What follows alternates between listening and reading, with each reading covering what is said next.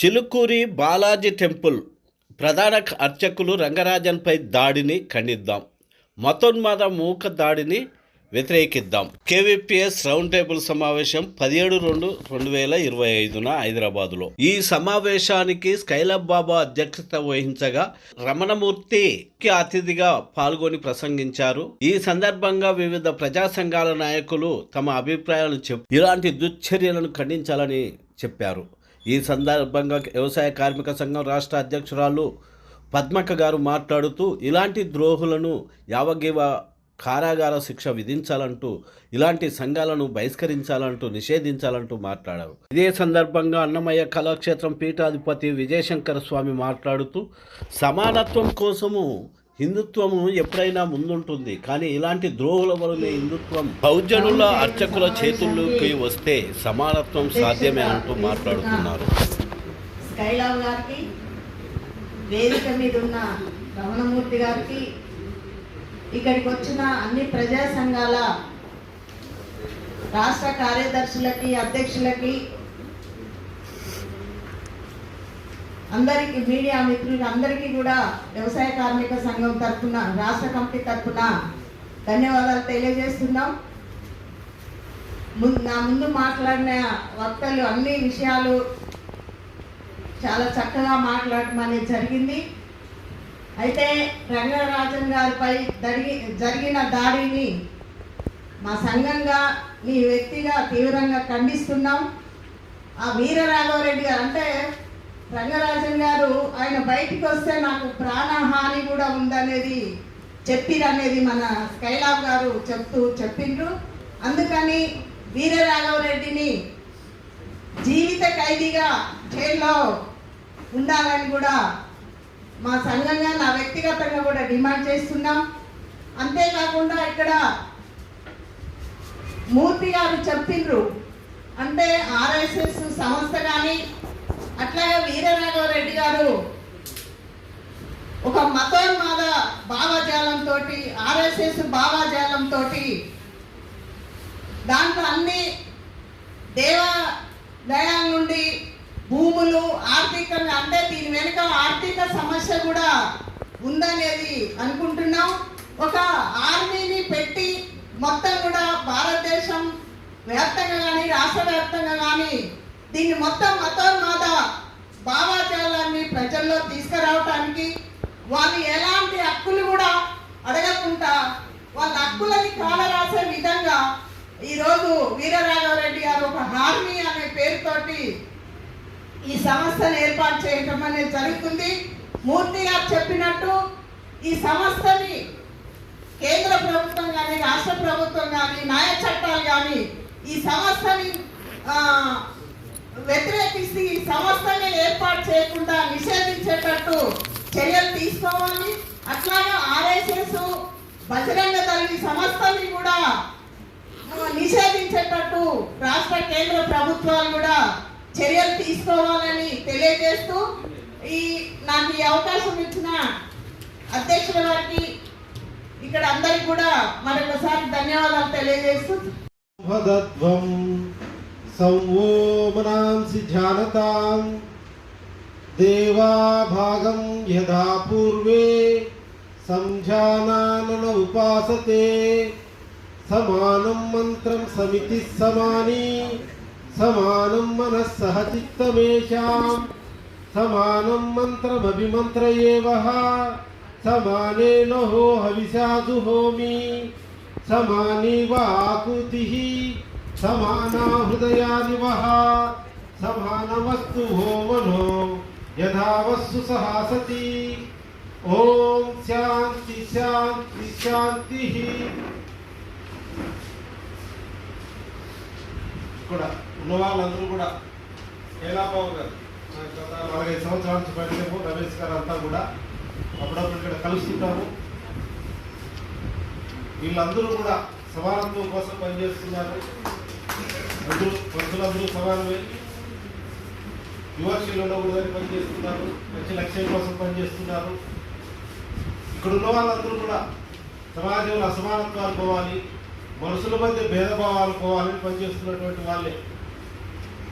దీనికోసమే ఉన్నారు రమణమూర్తి గారు మాకు భూసమానులైన వారు. జూన్ 19వ తారీఖు అన్నమయ్య జయంతి రోజు విద్వేషము అసమానత్వాన్ని వ్యతిరేకించే హిందూ సమ్మేళనం అనే సదస్సు పెట్టారు. దానికి రంగరాజన్ గారు చీఫ్ గెస్ట్ గా వచ్చారు. విద్వేషము అసమానత్వాన్ని వ్యతిరేకించే హిందూ మతం, హిందూ మతంలో విద్వేషము అసమానత్వం ఉండకూడదని వారు ముఖ్య అతిథి వారే మాట్లాడారు. ఆంధ్రజ్యోతి స్టేట్ పేపర్లలో మీడియాలో పెద్ద చర్చ జరిగింది. అదొక సంచలనం ఆ సమావేశం. అంతటితోనే ఆగకుండా విద్వేషము అసమానత్వాన్ని వ్యతిరేకించే హిందూ సమ్మేళనం అని సనాతన కహాలని రమణమూర్తి గారు జయభారత్ కార్యకర్త ప్రతి నెల 1-2,000 కుటుంబాలు కలుస్తూ వెంటనే హిందూ మతంలోని విద్వేషాన్ని అసమానత్వాన్ని వ్యతిరేకిస్తూ సమ్మేళనాలు నిర్వహించడం అనేటువంటిది జరుగుతుంది. రంగరాజన్ పైన జరిగిన దాడికి నిరసనగా రేపు సాయంత్రం సమావేశానికి 25-30 మంది కార్యకర్తలు డోర్ టు డోర్ తిరుగుతున్నారు. తిరిగి రేపు సమ్మేళనం కూడా నిర్వహించాల్సి వస్తుంది. నా అభిప్రాయాలు నేను చెప్పదలుచుకున్నాను. నేను తప్పుంటే సరిదిద్దుకుంటాను కూడా. మీరు నమ్మిన సిద్ధాంతం పట్ల మీకు ఎంత విశ్వాసం ఉంటుందో, ఒక భక్తుడు భగవంతుని నమ్మితే నీకంటే 100 ఇద్దరు విశ్వాసంగా ఉంటాడు. నేను మీతో తిరిగాను, భక్తుల మధ్యలో తిరిగాను.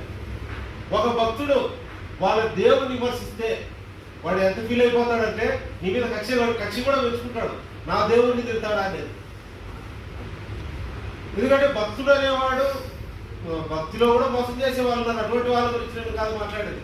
ఈ దేశంలో 90% మంది అది ఏ మతాల్లోనే భక్తి భావాన్ని కలిగి ఉంటారు. అది చాలా సెన్సిటివ్. భగవంతునికి భక్తునికి ఉండే బంధం చాలా ప్రగాఢమైంది. అది సెన్సిటివ్ మ్యాటర్. భక్తుల మనోభావాలు ఏదైతే మనం మతోన్మాద సంస్థలను కొన్నింటి అనుకుంటున్నామో వాటిని విమర్శించాల్సింది పోయి భక్తుల యొక్క మనోభావాలకు దెబ్బతిరిగి భక్తుల యంత్రాంగం దూరం అయిపోయి భక్తులే మనకంతా వ్యతిరేకమయ్యే కొన్ని సంఘటనలు కూడా సమాజంలో నేను భక్తుల మధ్యలో తిరుగుతుంటాను కాబట్టి నాకు కనిపిస్తున్నాయి. మీ ఆశయం మంచిదే, మీ లక్ష్యం మంచిదే, కానీ భక్తుల మధ్య అభ్యుదయాల మధ్య ఇంత గీత గీసుకొని ఇంత గ్యాప్ ఉండడం అనేది నాకు సరిగా అనిపించలేదు. భక్తులు ఎవరు కూడా అంత అవగానే ఉండదు. భగవంతుడు భక్తి దేవుడు నమ్మకంతో వాళ్ళ పూజా విధానం పద్ధతిలో వెళ్తుంటారు. కనుక అది ఏ మతంలోనే ఎవరికైనా కానీ అభ్యుదయవాదులు భక్తులకు సామాన్య భక్తులుగా ఉంటూ మీలాగే పనిచేసే వాళ్ళు ఉన్నారు. మనుషులందరూ సమానమే. తాళపాక అన్నమాచార్య చెప్పాడు, బ్రహ్మం ఒకటే, పరబ్రహ్మం ఒకటే, మెండైన బ్రాహ్మణుడు మెండు భూమి ఒకటే, చండాలుండేటి సరిభూమి ఒకటే అని సమానత్వాన్ని చాటి చెప్పిన మహనీయుడు. అటువంటి మహనీయుడి ఇల్లు అదే చెప్పాడేనో తిరువలగొండ పైన ఆయన అన్నమయ్య గృహ పిలిచారు. ఆ అన్నమయ్య గృహ పిలిచి చేస్తే జయభారత్ సంబంధించినటువంటి కార్యకర్తలు దళితులే 90% మంది 11,50,000 సంతకాలు సేకరించి 3 నెలలు పదయాత్ర చేసినటువంటి ఘన చరిత్ర. కనుక ఈరోజు తెలుగు రాష్ట్రాల్లో 27,800 మంది అర్చకులకు ప్రమాదం ఉంది. అర్చకులు ఎవరు? మతోన్మాదులు గారు. అర్చకులు పూజ చేసుకోవడం, దేవుడి గురించి భక్తి గురించి చెప్పడం. నాయనా నీకు హక్కు లేదు, నువ్వు ఇట్లా పనిచేసేదానికి కుదరదు. అర్చకుడు అంటే నాకు సైన్యాన్ని ఇవ్వాలా, నాకు డబ్బులు ఇవ్వాలా, నా యుద్ధానికి నువ్వు బానిసగా నువ్వు పనిచేయాలని వీరరాఘవరెడ్డి అనే ఒక వ్యక్తి చెప్పడం అనేది చాలా బాధాకరమైన విషయం. అర్చకులు నాకు ఫోన్ చేశారు, ఏమయ్యా మీకు అర్చకులకు సాంప్రదాయం ఉంటుంది, మీకు ఇంకా ఆ సాంప్రదాయాన్ని వదిలిపెట్టాల్సిందే, రేపు ఊరికి ఒకటి తయారైతాడేది మీ పరిస్థితి అన్నాడు.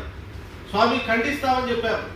అర్చకుల్లో 27,800 మందిలో సొగానికి పైన, సొగానికి కాదు 80% శూద్రులే, ఎస్సీ ఎస్టీ బీసీలు అంతా కూడా. కాబట్టి వాళ్ళందరి రక్షణ కోసం మనము నిలబడాల్సినటువంటి అవసరం ఉంది. కనుక ఈరోజు రంగరాజన్ గారు పూర్తిగా సమానత్వానికి కట్టుబడిన వ్యక్తి. మనకు ఆయనకు మీకు ఆయన మాకు తేడా ఉంటుంది. ఆయన దేవుడు నమ్మి దేవుడు ఆధారంగా మంచి సమాజాన్ని నిర్మాణం చేయాలనుకునే వ్యక్తి. ఇంకొంతమంది దేవుడు కాకుండా భౌతికాధారంగా మంచి సమాజాన్ని నిర్మించాలనుకునే వ్యక్తి. కాబట్టి ఇటువంటి వ్యక్తులందరూ ఈ విషయాలు కొన్ని వైవిధ్యాలు ఉన్నప్పటికీ కలిసి మంచి సమాజం కోసం మనం పనిచేయాల్సినటువంటి అవసరం ఎంతైనా ఉందనేటువంటిది నాకు అనిపిస్తుంది. కనుక ఈ భక్తుల మధ్య, భక్తుల మనోభావాల మధ్య నేను ఫిబ్రవరి 20వ తారీఖు ఒక ఎస్సీ కాలనీకి 24 గంటల హరినామ సంకీర్తన చేయడానికి వెళ్తున్నాను. ఆ ఊళ్ళో 250 కుటుంబాలు ఉన్నాయి. అందులో 240 కుటుంబాలు హిందువులే. అందులో భజన చేసే వాళ్ళు 100 మంది ఉన్నారు. పూజా విధానం అంతా కూడా దాదాపు ఆంధ్రప్రదేశ్లోనే ఎస్సీ ఎస్టీలు 30% మంది హిందువులు ఉన్నారు. తెలంగాణలో అయితే 60% మంది ఉన్నారు, ఎక్కువ ఉన్నారు తెలంగాణలో ఇంకా కూడా. కాబట్టి ఎస్సీ ఎస్టీలో ఉండే హిందువులు కూడా ఈ ప్రోగ్రెసివ్ సమావేశాలకు పోతే వాళ్ళు కూడా ముందుకు